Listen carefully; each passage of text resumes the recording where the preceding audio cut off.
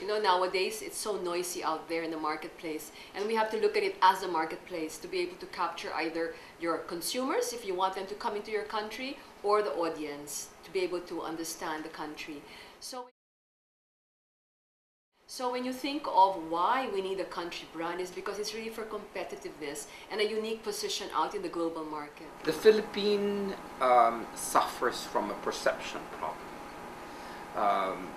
The issue is that, as far as I can remember, the images associated with the name Philippines has always been negative. What is there in us that could stand out in that noisy, ever-populated, constantly moving, dynamic space? So we need to identify that, because that uniqueness is what will bring our country identification out there. Now, what attempts have been done in the past? Well, the closest attempts were tourism campaigns like Pilipinas Kay Ganda, the latest. We've had Wow Philippines, the Philippines Wears a Smile.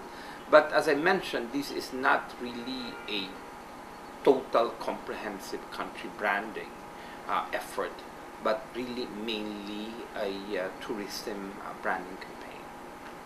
So we need to be able to position ourselves out there, because we do have brand carriers, the Filipinos out there.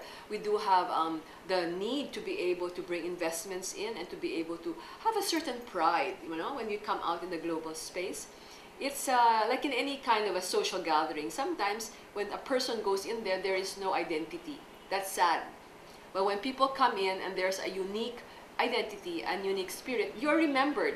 So people want to be able to say about our country that, you know, the Philippines is so good, but when they cannot capture that brand out there, then we're lost in a way, no? So we need to be able to have a country brand to be very competitive in the world we are in today.